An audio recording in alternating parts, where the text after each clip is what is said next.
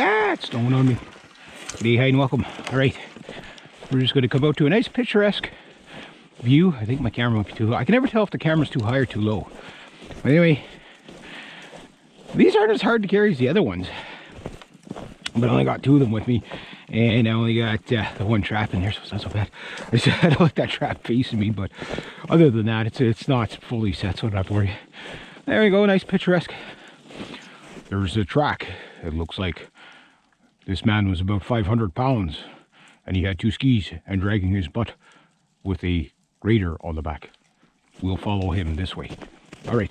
Anyway, yeah, so my cousin had his snowmobile out. The road ferries have come by again. It's very, very nice right now. It's very mild. Considering it was minus 25 like 2 days ago. Like, it's going to be one of those. Today's going to be a good Beaver blitzkrieg day. That's what these are. These are the last of the Beaver blitzkrieg traps. Unless I can get that 6th trap fixed. I did have 8 conibears, 330 conibears. I think a couple of 280s. I think they got stolen on. They must have gotten stolen on me because I'm thinking. Like I looked at some of my old photos when I first got into trapping again, and I had 8 full brand new shiny conibears, and now I only have 6. And I had, I think, 4 280s. So somebody must have stolen them, or I forgot where I put them. But I'm like, for the life of me, where would I have forgotten them? So I think in the spring, when the water goes down, or probably more like the summer, I'm gonna kind of go over my old stomping grounds. That's why I keep maps, and make sure you keep some maps and locations of all your traps. And if you move your traps, redo your map saying this is map 1, map 2, you know, even if you don't move all your traps, it's just what happens if you start scratching out this one and then you move it over here, and after a while you forget, and then you think you got a trap somewhere. You look on the map, you go to find the trap and it's not there. You say, oh, okay, well, I must have brought it home. But you didn't. You moved it somewhere else and you forgot to mark it down. So I'm thinking that's more likely what happened. I mean, you never know. People could have come up the creek a couple of years ago and stole a couple of my traps that way. Or maybe my hunch is that they're forgotten in place somewhere.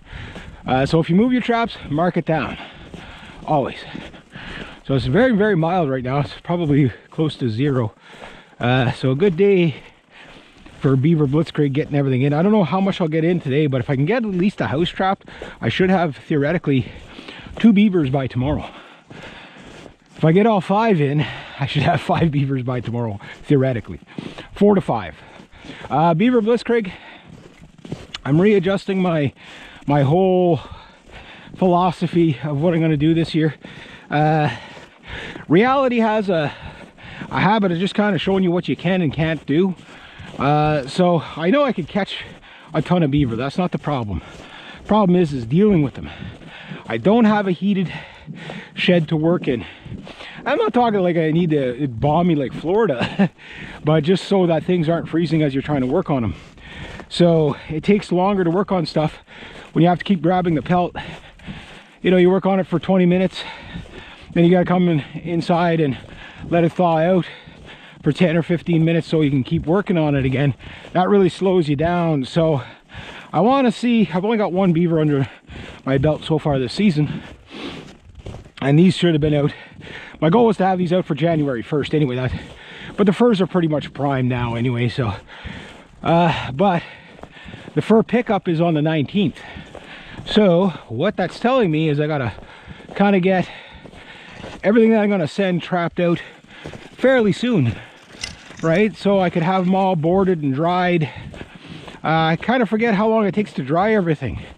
Now, mind you, the method I'm using works really well, but a lot of times you want to leave things, especially big things like beavers and stuff like that, dry for like a month before you start taking them off. If not, they're, you know, off the boards or whatever.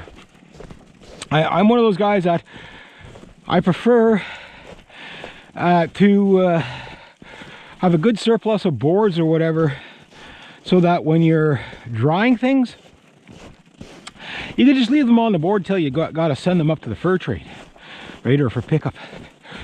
Whew, I'm getting warm already. So the point is that when that's going on, okay, it's nice to have a surplus of boards or whatever. And Beaver, obviously the Beaver boards won't be a problem this year because I got all that plywood from the gun range. I just happened to work out in my favor. I guess everything happens for a reason. So I didn't get paid when I was taking down those walls at the gun range. But I got paid in the plywood and the materials. Which, I mean, I got 19 sheets, I think, so far at home of plywood, one of which I've massacred. I think my dad might have taken one. So if you look at an average of $50 to $60 a sheet of plywood, I mean, there's like 1,200 bucks worth. You know, so technically, my labor, I definitely didn't spend $1,200 worth of labor to achieve those. And I still got another 3 walls, which is about another 9 sheets of plywood in the spring to tear down. I just couldn't get it all done this year. What I'm hoping for, though, is I got like a whack load of January, February, I got a whack load of bills coming at me. Like I got to renew my health card, got to renew my gun license, for my RPAL. I don't know how much long the R is going to be on there, but you know, once they start banning all the guns and everything. But I got to do that. So there's another 80 bucks right there. Doesn't sound like much, but when you got nothing hardly at all coming in, you know, so I want to catch enough beavers to offset that.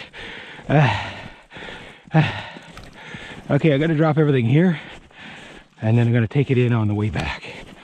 And I'll start chop some holes. The main thing about today is discovering where the entrances are. That's top priority. The entrances for the beaver house. Once I got that, everything else is just kind of like, where do you think the best spot to drop the trap? It's all basically going to be trapped around the beaver house. Oh, just so you know, the knife of the day, I'm going to try to keep this video kind of short, is the B store. The Ontario Knives SP10 Marine Raider. Still full of blood and guts. It kind of half dried anyway. Still on the original sharpening of this thing. But I just obviously carrying all that stuff. There would be no possible way for me to carry my Pippin foot tomahawk with me. And to do this without stabbing myself. But anyway, yeah, so I'm going to trap all around the beaver house anyway. And that's Beaver blitzkrieg. This is the first front. Operation Trapper Smacker Whacker. And then when we go to front number 2, that'll probably be in January, or because I do want to trap up there. I said I was going to trap up there for them, so I want to do that. Here I am walking beside the trail when I got a trail right here. It's not quite packed yet, so a little bit soupy. But yeah, so good. I got my cousin to run this down really good with a snowmobile. Once it packs a few times there, then it's just like a highway, and it really, you know, that little give that the snow gives does tire you out a lot. Like, I mean, this is a very, it is a physically demanding job. It's just a different types of intensity. It's because it's like you just never stop, you know. I'm gonna put that beaver pelt up on the board when I get home after he thaws out. That'll probably be later tonight, and then hopefully tomorrow, if I'm lucky, I'll have a couple of beavers. Getting them back home is going to be a pain, but you know, as long as I get them home. But anyway, when I get there, I'll show you.